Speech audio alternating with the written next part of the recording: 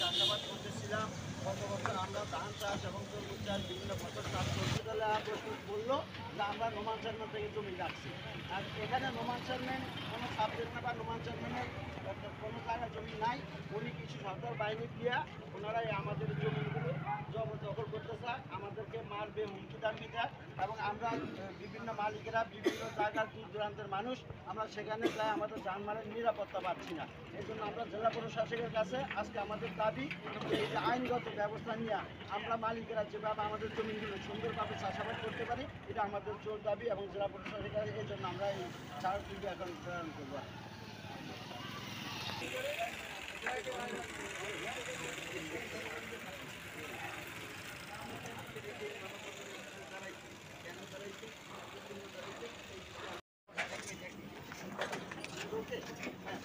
জেলা প্রশাসন মহাদার কাছে আমরা আসি আমাদের এই জমি বাগমারার জমি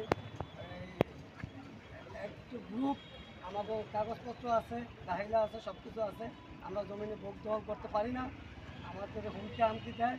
হ্যাঁ, নোমান চেয়ারম্যানের গ্রুপে ওখানে আমাদের তারাইতে দেয় না।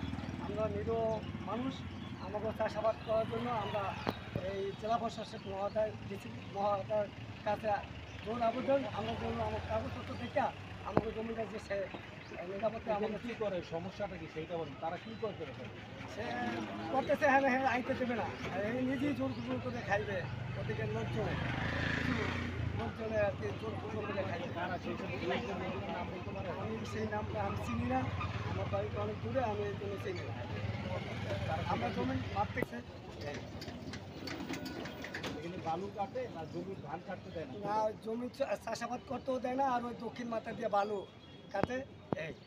এই বালু কাটলে আর কি ওই জমি ভাঙে যাবে, আর ব্রিজেরও ক্ষতি হইবে, আমাদের ওই এলাকারও ক্ষতি হইবে। ওই বাগমারা যত জমিন আছে চাষাবাদ আমরা করতে পারবো না।